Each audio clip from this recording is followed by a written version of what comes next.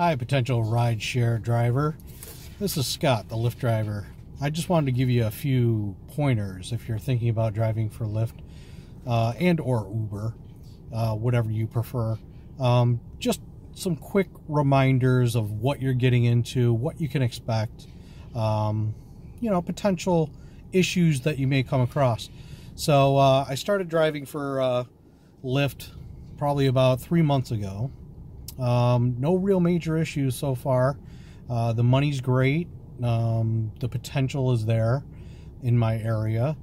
I did use a referral code, which I highly recommend. It's extra money that you can get with a referral code to boost your money every ride that you give, up to that potential dollar amount that Lyft is offering at that time. I'm unaware of any Uber programs that are out there, so if there are any Uber programs out there, leave your comments below, and you can share that information with the rest of us here on whether Uber is going to be more viable for you as opposed to Lyft. I do like driving for Lyft. I find it's a pleasurable experience.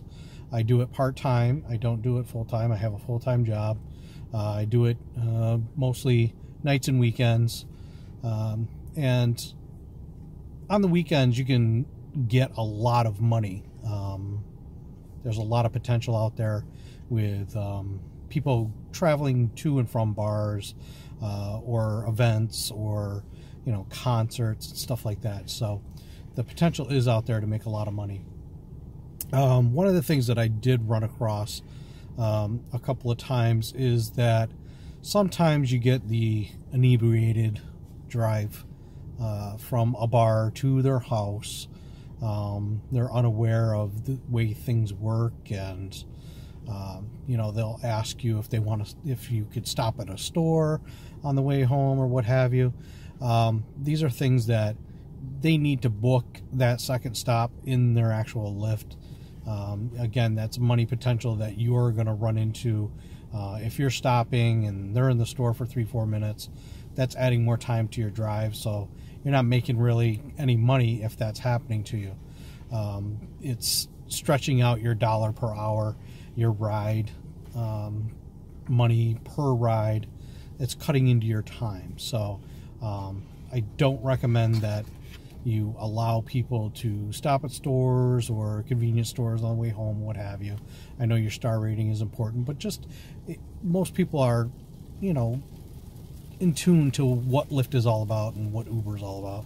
Is that we get paid to drive you from point A to point B. You're adding points that's off of the app. That's a no-no in the business world, and it's a no-no for me. So I just explained to them, listen, you can add that stop to the ride.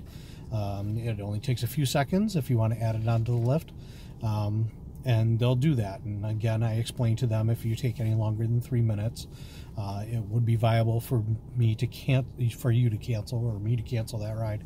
And then, I'll sit around until I get pinged again. And if I don't get pinged, great, because I'm right there outside the door. Hopefully I get pinged when you come out.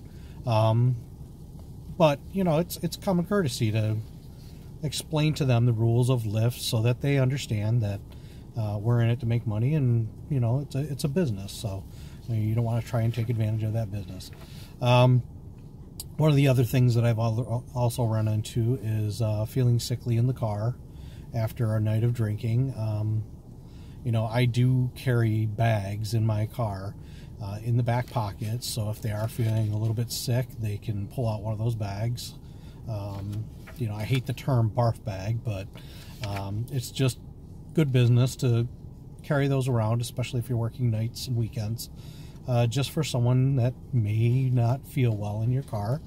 And again, it's not only picking up people on the weekends, it's also people that are potentially get car sick. So you want to make sure that you have something for them to either comfort them or make sure that they are aware that, hey, I have this for you in case you do feel sick. That way you're not throwing up in the car, and it's costing them money because they're going to have to pay for your cleanup, and it costs you money because you have to take the time to not drive your car and document the damage that was done to your car before getting onto your next ride. So little helpful tip there. Also, air fresheners. You want something that's mild and not too overbearing. There's a lot of air fresheners out there that can be rather very scentful. And it causes problem with people with sinuses and sensitive smell issues and stuff like that. So you just don't want to overwhelm them as they get in the car. You do want your car to smell nice. You want it to smell clean, but try to pick a mild scent, something maybe a little citrusy, a little tropical, but not overbearing, because it's just going to cause issues for you with passengers saying, hey, your car's clean and all, but that's really an overwhelming smell.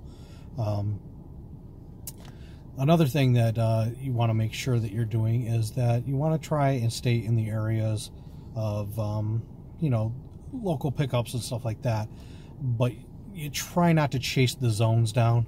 I know we have a lot of power zones and a lot of streak zones and stuff like that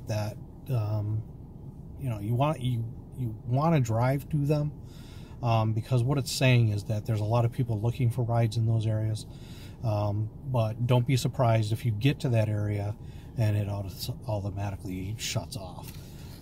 The reason being is that once those cars reach into those zones and there's enough cars in those zones, it'll turn that zone off.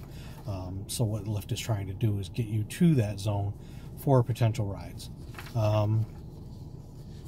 Also, you want to try and make sure that you keep track of your mileage, keep track of everything that you purchase for your car, because those can be utilized in your taxes. Water, car washes, windshield wiper fluid, bottles of water, candy, air fresheners. These are all things that you can claim for your business, because you are running a business. It is a 1099 business. So you are acting as an individual contractor, and you will have to pay taxes at the end of the year on the monies that you make driving. So keep that in mind as you make your money. Hey, I got to set a little aside to pay taxes at the end of the year. The maintaining of your car is one of those expenses that can be claimed. So make sure you utilize that. Also, last but not least, I referred to referral codes at the beginning of the video. The referral codes refer to people that already drive for Lyft, or current promos that are going on for new drivers. Some of these codes, they offer you $2.50 a ride extra on top of every single ride that you give, for a certain dollar amount. Could be $350, could be $500, could be $1,000. So that's extra money that you don't want to leave on the table. So I do have 3 codes that I have for driver bonuses, and I'm going to put those up here now. So utilize these. Okay, I don't know if you can see all of them. Yep, there they are. They are the Lyft New Driver Bonus referral codes, and again, make more money per ride up to that given dollar amount, and drive using these codes. If you are a potential ride sharer, you want to put this code in when you sign up, when it asks for a referral code, and you will get your more money per ride, which is what you're in for. More money, right? We all are. But I hope this video is useful to you folks, and I hope that you utilize it to its full extent of potential. And happy driving. This is Scott from Lyft saying bye-bye.